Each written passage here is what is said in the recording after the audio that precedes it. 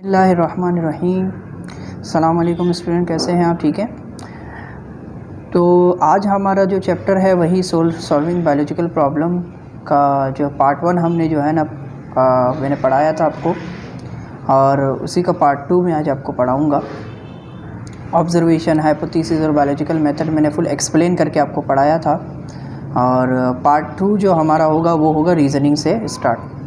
तो पार्ट 1 का थोड़ा रिव्यू करा दूँ। बायोलॉजिकल मेथड के बारे में मैंने आपको पढ़ाया था। बायोलॉजिकल मेथड क्या होती है? कोई भी एक ऑर्गेनिज़म है, लिविंग ऑर्गेनिज़म जो नेचर में मौजूद होता है, उसमें अगर कोई हमें प्रॉब्लम नज़र आती है तो उसको सबसे पहले हम कुछ मेथड के ज़रिए क्या करते हैं, मालूम करते हैं।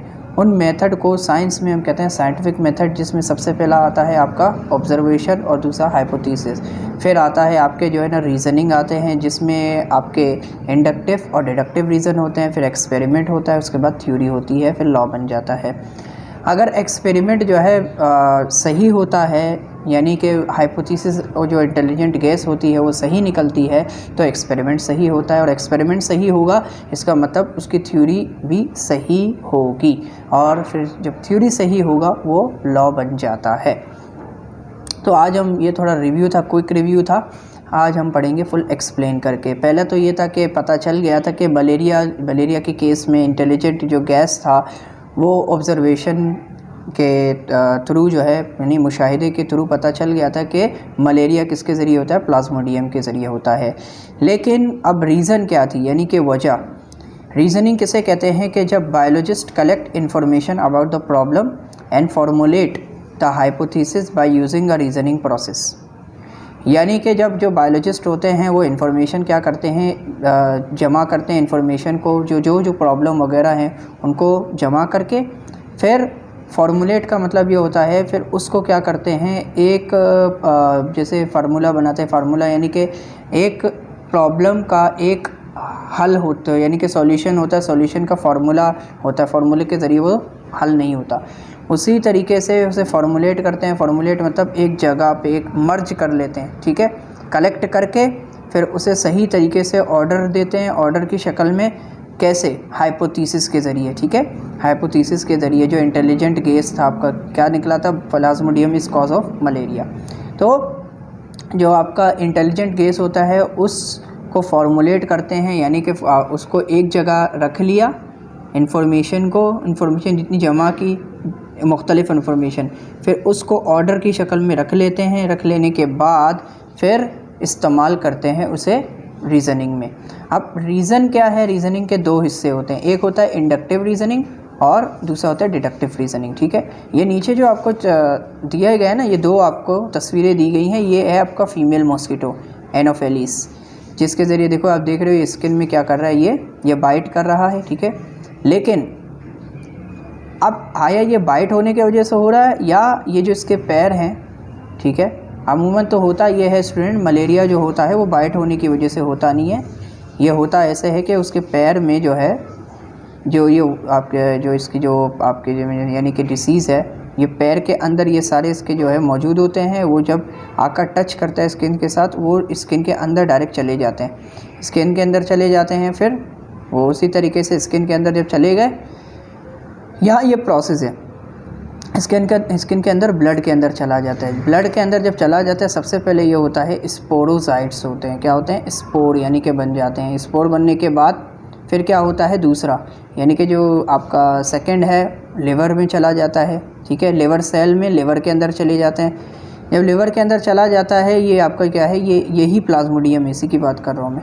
फिर ह्यूमन ब्लड सेल में चला जाता है। ह्यूमन ब्लड सेल के अंदर सेल साइकिल होता है, ये ठीक है। ये देखो यहाँ से ये टूट कर जा रहे हैं, यानी कि थोड़े छोटे, ये पहले बड़ा था, ठीक है।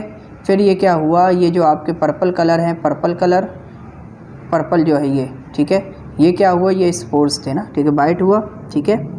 बाइट होने के बाद ये क्या रहे, जा रहे हैं लिवर सेल के अंदर। लिवर सेल के अंदर टच हुआ, टच होने के बाद फिर उसी तरीके से ह्यूमन ब्लड साइकिल यहाँ पे चला जाएगा, ब्लड सेल में, सेल साइकिल में चले जाएंगे। ऐसे ही ये फिर क्या होगा, ये चला जाएगा आपके यहाँ पे नज़र नहीं आ रहा, लेकिन ये ब्लड सेल में चले जाएंगे, जो रेड ब्लड सेल है आपके आरबीसी। यहाँ पे फिर क्या होगा, मॉस्किटो के जो 5वां स्टेज है वो गैमेट्स बन जाएंगे।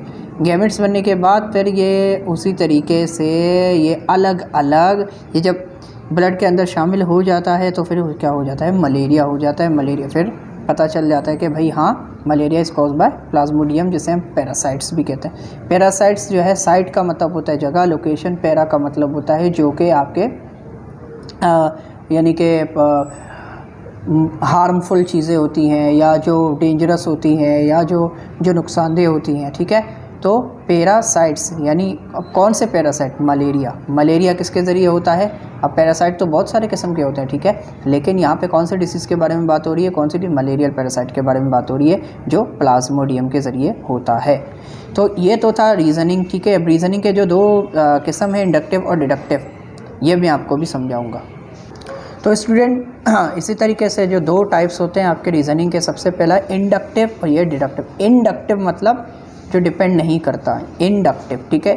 जैसे ये मूव करता है specific to general. Specific to general, specific का मतलब होता है ख़ास और जनरल मतलब आम, यानी ख़ास से आम तक। अब एग्जांपल में क्या लिखा गया, फॉर एग्जांपल कहा गया है शार्क इज़ अ फिश।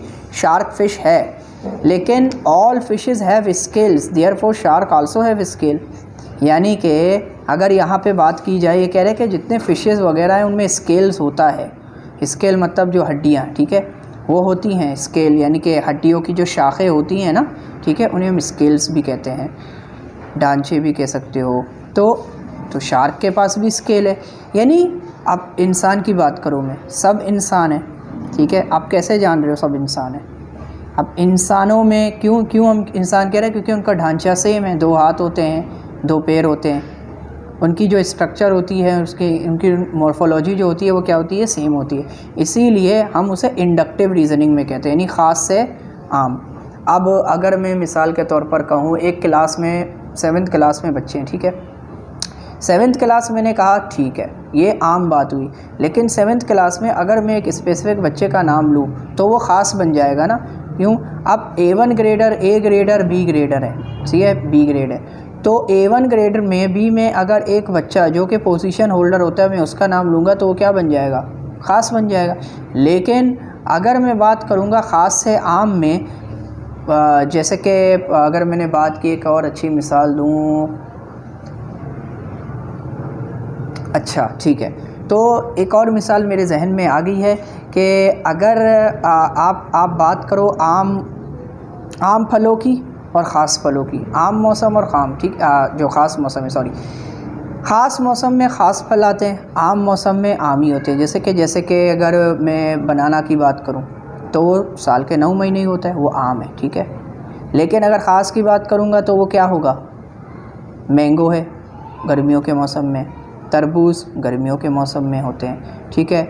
और भी बहुत सारे, जैसे कि आपके जो समझो खुश्क मेवजात होते हैं वो भी क्या हैं, आम। अब यहाँ पे ये तो मैंने आपको समझाने के लिए कहा, लेकिन यहाँ पे ऑर्गेनिज़म की बात हो रही है। ऑर्गेनिज़म में ह्यूमन बीइंग्स हैं। शेर की बात करूँगा मैं, ठीक है। शेर का क्या है, लॉयन का ढांचा क्या है, सेम है, सही है। और टाइगर की बात करूँगा, उसका क्या, टाइगर की बात करूँगा तो टाइगर की ही कहूँगा। टाइगर और लॉयन क्या है, उनके अलग अलग, तो वो इंडक्टिव रीज़निंग में नहीं आएंगे, ठीक है। जब मैं बात करूँगा आम बात की, यानी कि कोई भी एक ऑर्गेनिज्म ख़ास से आम में आता है तो उसे हम कहते हैं इंडक्टिव रीज़निंग। जैसे कि शार्क के बारे में कहा, शार्क भी फ़िश है, सारे फ़िश होते हैं क्योंकि उनमें स्केल होता है, तो शार्क भी फ़िश हुआ, सही। इसी तरीके से इंसान भी, तो सारे इंसान ह्यूमन बीइंग्स हैं, तो उनमें भी क्या होता है, स्केलेटन होता है, ठीक है, ढांचा होता है, उनका भी वही स्ट्रक्चर होता है जो आम इंसानों का और सबका होता है। तो क्या हुआ, सारी बातें। अब फॉर एग्ज़ाम्पल ख़ास की बात हम करते हैं, शार्क, जानवरों की बात करें, जानवरों में जितने भी डॉग हैं, ठीक है, डॉग की बात हम करते हैं, शेफर्ड डॉग हो, शेफर्ड है, बुल डॉग है, उनका ढांचा क्या होता है, यानी कि उनमें भी स्केल पाया जाता है, तो वो भी डॉग है, ठीक है। डॉग तो डॉग है ना, लेकिन अब जब हम फैमिली या नस्ल की बात करते हैं तो वहाँ पे वो क्या होते हैं, अलग बन जाते हैं, लेकिन उनका इंटरनल स्ट्रक्चर या उनको कहा क्या जाता है, डॉग कहा जाता है, कि उनमें भी स्केल होता है, ठीक है। अब डिडक्टिव रीजनिंग की मैं बात करूँ, डिडक्टिव रीजनिंग में क्या होता है, move from general to specific, यानी कि ये आम से ख़ास बनता है। आम से ख़ास का मतलब अब क्या है, it is based on if या देन, अगर या फिर। अगर मिसाल के तौर पर जब कोई भी लफ्ज़ है उसमें इफ़ या देन आ जाए, जैसे कि स्टेटमेंट हो उसकी, यानी उसे ख़ास तौर पर बोला जाए, उसकी तारीफ़ की जाए, उसे सब लोगों में से कोई एक हो तो वो ख़ास बन जाता है। कैसे, deductive reasoning can be tested and verified bye experiment in malarial. जैसे कि जो डिडक्टिव रीजनिंग होता है ना, उसे हम टेस्ट करते हैं, ये जो रीज़न टेस्ट करते हैं, और एक्सपेरिमेंट के ज़रिए उसे क्या करते हैं, हम वेरीफाई करते हैं। वेरीफाई मतलब उसे जाँचते हैं वो सही है या नहीं है। अब मलेरिया के केस में क्या था, मलेरिया में क्या कहा गया था, प्लाज्मोडियम से मलेरिया होता है। तो जितने मलेरिया के जो पेशेंट हैं उनमें प्लाज्मोडियम उनके ब्लड में पाया जाएगा ना। प्लाज्मोडियम क्या ख़ास है, ठीक है। अब आम से ख़ास क्या हुआ, मलेरिया तो मलेरिया है, लेकिन मलेरिया किसके ज़रिए हो रहा है, प्लाज्मोडियम के ज़रिए, यानी प्लाज्मोडियम क्या है, ख़ास है। आम क्या है, मलेरिया, मलेरिया से क्या हो रहा है, प्लाज्मोडियम, ठीक है। यानी प्लाज्मोडियम अगर प्लाज्म इफ़, जैसे यहाँ पे इफ़ आया, इफ़ या देन, तो जब ये वर्ड आता है ना, आप समझ लो वो क्या होगा, डिडक्टिव रीजनिंग होगा। अगर ये नहीं आता होता वो इंडक्टिव रीजनिंग होगा, ठीक है। ये क्या लिखा है, इफ़ प्लाज्मोडियम इज़ कॉज, अगर प्लाज्मोडियम से मलेरिया होता है तो then all malarial patient could have plasmodium, उनके तो जो जितने मलेरियल पेशेंट हैं वो प्लाज्मोडियम उनके ब्लड में हो सकता है, जैसे 2.3 में हमने समझाया। अब एक्सपेरिमेंट में क्या, तजुर्बे में क्या कहा, इसके बाद अगर प्रॉब्लम्स ऑब्ज़र्व हुआ यानी मुशाहिदा हुआ, फिर उसके बाद हाइपोथेसिस हुआ यानी मशवरे के बाद, इंटेलिजेंट केस के बाद जो जितने मशवरे आए भाई उन्हें फिर क्या हुआ, लिखा गया। नेक्स्ट स्टेप क्या है, साइंटिफिक मेथड का एक्सपेरिमेंट, यानी तजुर्बा फिर किया जाता है। और वो तजुर्बा किस पर होता है, रीज़निंग पर। अब वो डिडक्टिव है या इंडक्टिव है, इंडक्टिव में क्या होता है, आम सी बात है यानी कि, लेकिन डिडक्टिव क्या, ख़ास कब होता है भाई, अगर वो पेशेंट है, सारे पेशेंट सेम है, लेकिन अगर उसमें मलेरिया पाया गया तो वो ख़ास बन गया ना, तो उस कैसे पता चलेगा मलेरिया, तो उसका टेस्ट किया जाता है, सही है। अब बुखार ये वगैरह चीज़ें जैसे कि कफ वगैरह, ये तो क्या हो जाएगा, ये तो आम चीज़ें, लेकिन अगर उसमें पैरासाइट पाया गया, पैरासाइट के ज़रिए यानी मलेरियल पैरासाइट हुआ कोई भी, तो वो आम से ख़ास बन जाता है। इसका एक्सपेरिमेंट किया गया। एक्सपेरिमेंट क्या, is a practical performance of a scientist to identify the real cause of problem. Experiment का मतलब क्या है, ये प्रैक्टिकल बेस पे होता है, आप करते हो, परफॉर्मेंस करते हैं साइंटिस्ट, वो भी प्रोफेशनली तरीके से, आम स्टूडेंट नहीं, साइंटिस्ट करते हैं, क्योंकि उन्हें पता होता है कि कौन सी डिसीज़ या कौन से वायरस को पहचानने के लिए कौन सा एक्सपेरिमेंट करना पड़ता है। तो वो किस पर बेस होता है प्रॉब्लम, वो इंडक्टिव या डिडक्टिव पर बेस होता है। जैसे कि अ की एजम्पशन इज़ दैट, अब की का मतलब क्या है, एक चाबी यानी कि सॉल्व। अब इसका सॉल्व क्या है, इसकी सॉल्यूशन क्या है, experiment will be repeated many time. Scientist एक दफ़ा तो कोई तजुर्बा कामयाब नहीं होता, वो बार बार करते हैं, ताकि भाई अगर रिज़ल्ट मिसाल के तौर पर सेम आ रहा है, क्यों सेम आ रहा है, कुछ तो डिफरेंट हो, इसीलिए वो क्या करते हैं, अगर रिज़ल्ट ख़राब आया या ख़राब नहीं आया, रिज़ल्ट मिसाल के तौर पर देरी से आती है या रिज़ल्ट थोड़ा सा लेट होता है या थोड़ा सा अच्छा नहीं होता, वो बार बार एक्सपेरिमेंट करते हैं ताकि रिज़ल्ट अच्छे से अच्छा आ जाए। Scientist perform 2 type of test, scientist क्या करते हैं, 2 किस्म के टेस्ट करते हैं। सबसे पहला कंट्रोल ग्रुप और एक्सपेरिमेंटल ग्रुप। अब कंट्रोल ग्रुप और एक्सपेरिमेंटल ग्रुप 2 किस्म के टेस्ट के ज़रिए परफॉर्म करते हैं ये, to find out the cause of malaria. Malaria कैसे होता है, सबसे पहले क्या है, मलेरिया कैसे हुआ, ब्लड सैंपल लेते हैं, मिसाल के तौर पर 100 पेशेंट लिए भाई, 100 पेशेंट लिए। अब ये एक है कंट्रोल ग्रुप, एक है एक्सपेरिमेंट, अभी एक्सपेरिमेंट हो रहा है। ब्लड सैंपल लिए 100 मलेरिया पेशेंट के, एक्सपेरिमेंटल ग्रुप की बात हो रही है यहाँ पे, and blood sample of 100 healthy person. Control में क्या था, 100 सेहतमंद जो है ना पर्सन लिए, इनके लोग लिए, और 100 मलेरिया के, वर एग्जामिन अंडर माइक्रोस्कोप। अब क्या हुआ, उनके ब्लड सैंपल को माइक्रोस्कोप के अंदर देखा गया, ये देखो, and intelligent guess which lead the scientist to perform hypothesis. सबसे पहले यही हाइपोथेसिस सही होगा तो एक्सपेरिमेंट सही होगा, फिर थ्योरी सही होगी, फिर लॉ सही बनेगा। तो इसके बाद स्टूडेंट रिजल्ट में क्या निकला कि the result are where you report what happen in the experiment. Experiment में क्या हुआ, यानी कि 100 जो सेहतमंद थे और 100 मलेरिया के थे। That include detailing all observation and data made during your experiment result verify the hypothesis. In the case of malaria, it was found that, अब यहाँ से बात हो रही है कि मलेरिया के केस में क्या हुआ था कि जब जितने मलेरिया के जो पेशेंट थे ना, जो एक्सपेरिमेंटल ग्रुप की बात हो रही है, एक्सपेरिमेंट हुआ था, उनमें क्या पाया गया? प्लाज्मोडियम, ठीक है।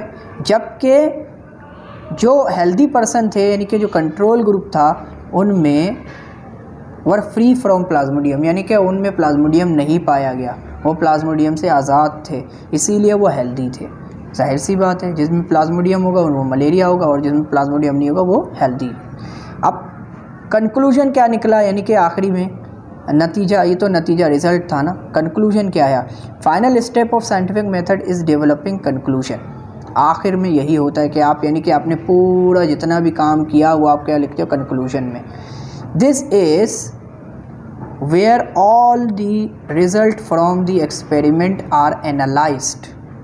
जितने भी जो रिज़ल्ट थे, यानी कि वो एक्सपेरिमेंट से क्या हुआ? एनालाइज हो गया, हमें पता चल गया, तहकीक हो गई, एंड डिटर्मिनेशन इज़ रीच, जो एक एक्सप्लेनेशन था, जो हमें पता चल गया, हम एक नतीजे में पहुंच गए हाइपोथेसिस के ज़रिए। अबाउट दी हाइपोथेसिस, यानी हाइपोथेसिस में जो कहा गया था ना कि Plasmodium is caused by malaria, उसको जाहिर सी बात है उसकी वजह क्या है, क्यों भाई प्लाज्मोडियम से बन रहा है, उसकी एक्सपेरिमेंट भी की गई, जो पता चल गया हमें। If your hypothesis was supported, अगर आपकी जो हाइपोथेसिस है वो सपोर्ट कर रही है, यानी कि वो ठीक है, तो बहुत अच्छा हुआ, यानी कि एक्सपेरिमेंट भी सही निकलेगा, फिर रीज़न, और उसके बाद रिज़ल्ट भी सही निकलेगा, और कंक्लूजन भी आप रिज़ल्ट के ज़रिए आप लिख लोगे।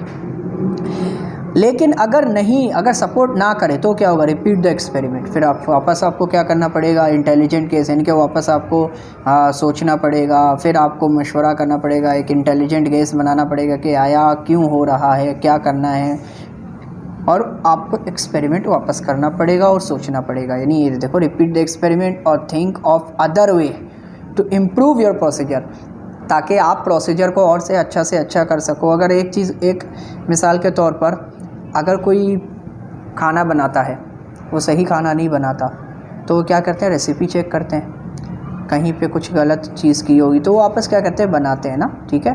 इंटेलिजेंट केस क्या होता है? जो रेसिपी होती है या जो बता रहा होता है, या उसने पहले क्या किया होता है? पहले सोचा कि यार मुझे एक डिश बनानी है, तो उसके लिए मुझे क्या क्या, सबसे पहले कौन कौन सी रेसिपी चाहिए, या उसमें जो इंग्रेडिएंट्स है कौन कौन से चाहिए, वो फिर वो लिख लेता है। अब लिखने के बाद कितना ग्राम चाहिए, कितनी सारी चीज़, तो वो क्या हुआ? इंटेलिजेंट गेस हुआ। या बता रहे होते हैं भाई आपको अगर अच्छा बनाना है तो आप ये भाई इतना मिकदार इसमें लो, इतना मिकदार इसमें लो, तो इसी तरीके से अच्छा बन जाता है डिश। लेकिन अच्छा नहीं बना, वापस क्या होते हैं? हाइपोथेसिस न्यू बन जाती है, फिर वो अपने क्या करते हैं? सारी चीज़ों को अंडू कर देते हैं, फिर काम करना शुरू कर देते हैं। तो सारा बेस करता है आपके हाइपोथेसिस पर। एग्जाम्पल में लिखा है conclusion is made that Plasmodium is cause of malaria. Plasmodium कैसे मतलब मलेरिया का जो सबब है वो प्लाज्मोडियम के वजह से होता है, और प्लाज्मोडियम से मलेरिया होता है। यह हो गया। अब तीन चीज़ें जो हैं हमारे हैं वो हैं थ्योरी, लॉ, प्रिंसिपल। थ्योरी जो वर्ड है थोड़ा सा यानी डिफरेंट है, आप देख रहे हो, लेकिन यहाँ दिख रहा है कि scientist use the word theory. Scientist अक्सर इस्तेमाल करते हैं वर्ड थ्योरी को, लेकिन वो मुख्तलिफ़ तरीक़ों से, in a very different way than non scientist. एक साइंटिस्ट है, नॉन साइंटिस्ट। नॉन साइंटिस्ट अलग तरीके से यूज़ करते हैं इस वर्ड को, और साइंटिस्ट अलग तरीके से। व्हेन मैनी पीपल से आई हैव अ थ्योरी, जिससे जितने भी लोग हैं वो अगर कहते हैं ना हमारे पास थ्योरी है, ठीक है, they really mean I have a gas. तो उनका ये मतलब होता है हमारे पास एक गैस है, यानी कि हमारे पास एक आप समझ लो एक आइडिया है, ठीक है, हमारे पास एक सोच है, हमारे पास एक इंटेलिजेंट गैस है, एक प्रोफेशनल गैस है, ताकि हम उसे बता सकें। साइंटिफिक जो थ्योरी है, जो जितने साइंटिफिक थ्योरीज होते हैं, दूसरी तरफ are well tested and highly reliable scientific explanation of natural phenomena. यहाँ पे देखो जितनी बातें की जा रही है नेचुरल, ठीक है, नेचुरल जो जितने साइंटिफिक थ्योरीज होते हैं, दूसरी तरफ वो बाकायदा जांचते जाते हैं, उन्हें टेस्ट करते हैं ताकि फिर वो क्या हो, वो सही तरीके से उनकी सॉल्यूशन निकले, फिर उनकी जो है ना लॉ बने। क्योंकि लॉ कभी भी ऐसे नहीं बनता है स्टूडेंट, काफ़ी स्टेप के बाद एक्सपेरिमेंट जब सही होता है, हाइपोथेसिस सबसे पहले वो सही निकलता है, फिर एक्सपेरिमेंट होता है, एक्सपेरिमेंट के बाद फिर थ्योरी बनती है, फिर एक लॉ, फिर प्रिंसिपल। रिज़ल्ट सही निकलता है तभी थ्योरी बनती है, तब फिर उसका लॉ बनता है, फिर प्रिंसिपल बनता है। ठीक है, अब आगे बढ़ते हैं। They unify many repeated observation and data collected from lots of experiments, for example theory for evolution. अब होता क्या है, जितने भी आपके जो डेटा हैं, ठीक है, वो कलेक्ट कहाँ से होते हैं, एक्सपेरिमेंट। जितने भी एक्सपेरिमेंट है, अगर एक चीज़ के बारे में, एक टॉपिक के बारे में आपको पढ़ना है तो आप क्या करते हो, गूगल में सर्च करते हो। आप गूगल में सर्च करते हो, उनके एक्सपेरिमेंट देखते हो, ठीक है, यूट्यूब में सर्च करते हो, आप मुख्तलिफ़ साइट्स में सर्च करते हो, फिर उसे लिखते हो, ठीक है, फिर आप क्या करते हो, उनको एक जगह मर्ज करते हो। मर्ज करने के बाद फिर आप क्या करते हो, आप फेयर करते हो, फिर प्रेजेंटेशन बनाते हो। सही होता है। तो यहाँ पे भी एग्जांपल में क्या है, थ्योरी ऑफ, अब थ्योरी है ये लॉ नहीं है। थ्योरी और लॉ में बहुत फ़र्क होता है स्टूडेंट। थ्योरी को कोई भी मतलब चैलेंज कर सकता है, लेकिन लॉ को चैलेंज नहीं कर सकते। सॉरी। अब एवोल्यूशन के बारे में देखो कहा गया, एवोल्यूशन क्या है, थ्योरी है अभी तक।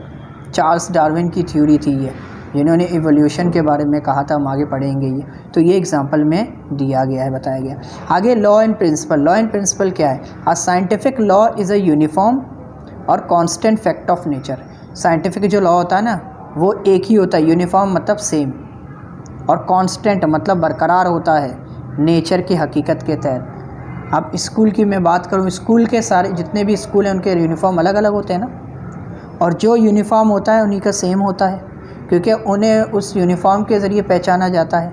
तो उसी तरीके से यहाँ पे यही का है, साइंटिफिक लॉ क्या है, साइंटिफिक लॉ को यूनिफॉर्म कहा जाता है, एक ही, हमेशा एक होता है और चेंज कभी नहीं होता, कुदरत नेचर ऑफ फैक्ट के तहत, कुदरत के कानून के तहत, हकीकत के तहत। It is virtually an irrefutable theory.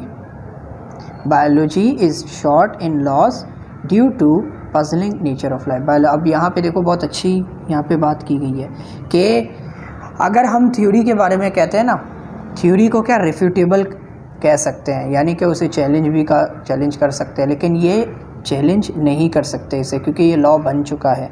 और लॉ तभी बनता है जब एक्सपेरिमेंट सही हो, हाइपोथेसिस सही हुआ, क्योंकि एक्सपेरिमेंट तभी सही होता है, फिर उसका रिज़ल्ट सही निकला, कंक्लूजन होती है, फिर वो होता है थ्योरी, उसके बाद लॉ बनता है।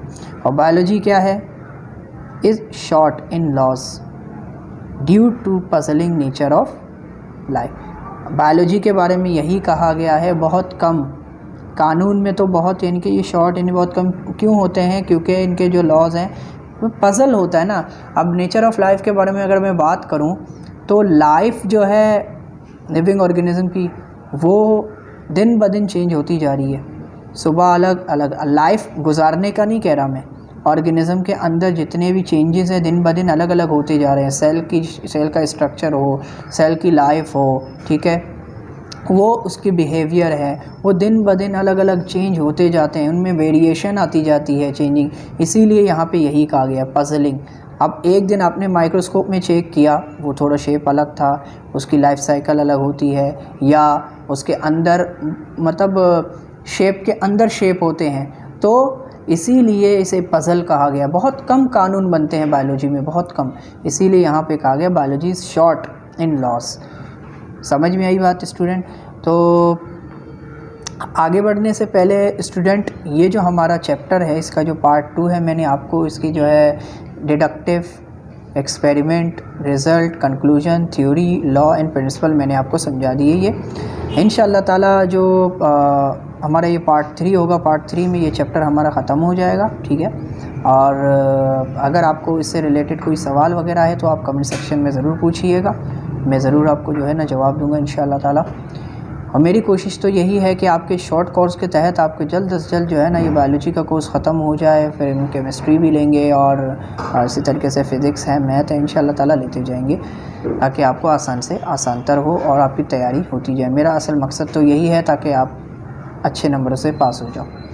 और इसके साथ साथ अगर आपको मेरा लेक्चर पसंद आ गया है तो ये मेरा जो चैनल है जिसका नाम एजुकेशन टॉक है, और इसे सब्सक्राइब कीजिएगा, लाइक कीजिएगा और कमेंट कीजिएगा। कमेंट करना मत भूलिएगा क्योंकि कमेंट सेक्शन में मुझे पता चलेगा कि आपको मेरे लेक्चर कैसे लग रहे हैं, ठीक है। और इसी तरीके से मुझे इजाज़त दीजिएगा। अस्सलाम वालेकुम, अल्लाह हाफ़िज़।